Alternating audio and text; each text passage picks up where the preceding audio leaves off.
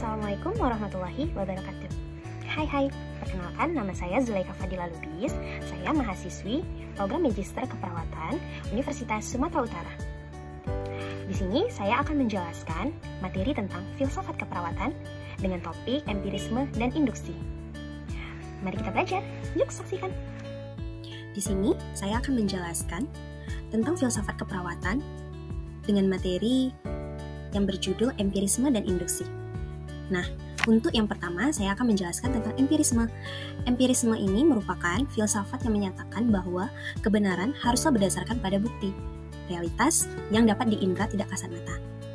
Nah, empirisme ini berasal dari kata empiria, yaitu bahasa Yunani yang berarti pengalaman. Nah, dalam filsafat, empirisme merupakan aliran yang menyatakan bahwa pengetahuan diproses melalui pengalaman dan juga pengamatan indrawi, bukan dari akal manusia saja atau rasionalisme. Nah, ada juga empirisme menurut Ahmad Shadali. Empirisme berasal dari Yunani yang menekankan bahwa pengalaman merupakan sumber pengetahuan yang utama bagi manusia. Nah, ada juga menurut John Locke mengatakan bahwa pengetahuan baru akan muncul ketika manusia melihat atau memiliki pengalaman yang baru dengan cara melihat, meraba, atau melakukannya secara langsung dengan kejadian yang ada di kehidupan kita. Nah, ada juga beberapa tokoh empirisme, yaitu Thomas Hobbes. Nah, Thomas Hobbes ini mengemukakan bahwasanya pengenalan atas pengetahuan yang bersumber dari pengalaman, yaitu adalah sumber pengetahuan. Dan ini rata-rata tokoh yang lainnya juga mengutarakan bahwa pengalaman adalah sumber dari segala pengetahuan. Begitu juga dengan Francis Bacon.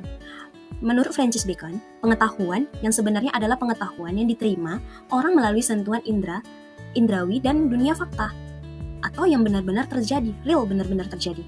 Nah, pengalaman merupakan sumber pengetahuan yang sangat sejati. Nah, oleh sebab itu muncullah kata-kata yang mengatakan bahwasanya pengalaman adalah guru yang paling baik di dalam kehidupan kita. Ya, sesuai dengan teori empirisme itu sendiri, bahwasanya semua yang terjadi itu berdasarkan pengalaman. Pengalaman kita itulah yang benar-benar terjadi.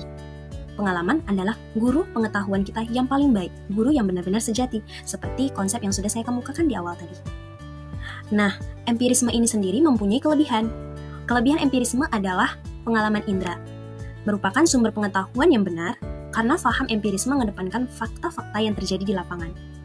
Nah, seperti yang kita jelaskan di awal tadi, bahwasanya empirisme ini sangat menekankan yang namanya pengalaman yang bisa kita lihat, kita rasakan, ataupun kita jalani secara langsung. Nah, tapi selain ada kelebihannya, empirisme juga memiliki kekurangan, yaitu indera yang sangat terbatas, indera yang menipu, objek yang menipu, dan keterbatasan indera manusia. Tak jarang, indera manusia ini tidak sama satu sama yang lainnya, ataupun objek yang kita lihat itu tidak benar-benar terjadi. Itu yang disebut objek yang menipu.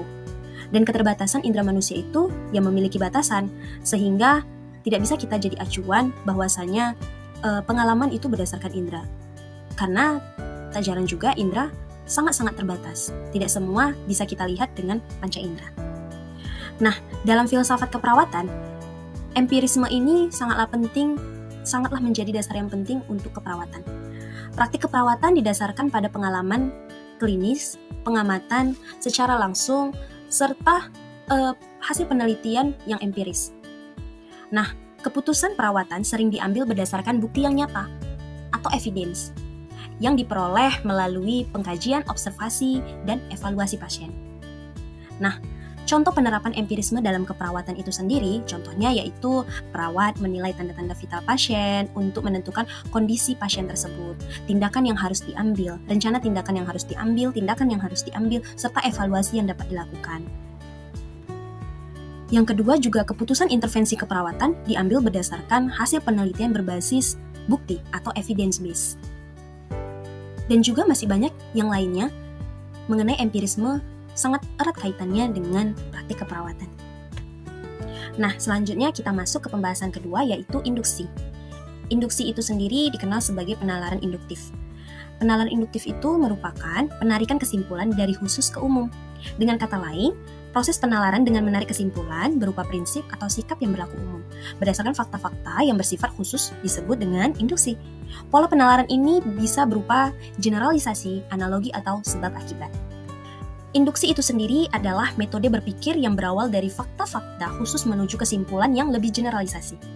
Metode ini erat kaitannya dengan empirisme, karena menggunakan pengalaman dan pengamatan nyata untuk membentuk teori atau konsep yang umum.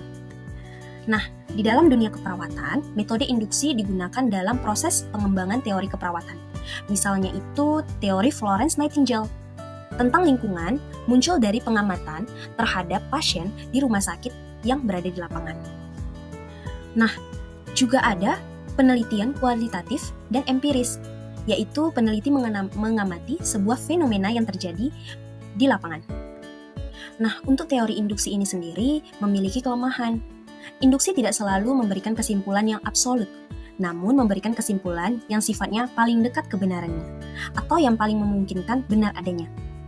Jadi, teori induksi ini tidak bisa menyimpulkan bahwasanya hal itu benar-benar terjadi, tetapi bisa jadi dia dekat dengan kesimpulan yang sebenarnya, atau arahnya nyata. Dan juga kelemahannya yaitu terkadang pernyataan yang diajukan pada premis yang menunjukkan keterkaitan tidak bisa menghasilkan kesimpulan yang benar. Nah, contoh penerapan induksi pada kasus keperawatan yaitu seorang perawat sedang mengamati bahwa beberapa pasien dengan mobilitas yang terbatas sering mengalami luka tekan. Nah, dari pengamatan ini, ia menyimpulkan bahwasanya kurangnya mobilitas merupakan faktor risiko utama terjadinya luka tekan pada pasien. Nah, itu tadi penjelasan tentang empirisme dan induksi di dalam filsafat keperawatan. Nah, jadi itu penjelasan tentang empirisme dan induksi.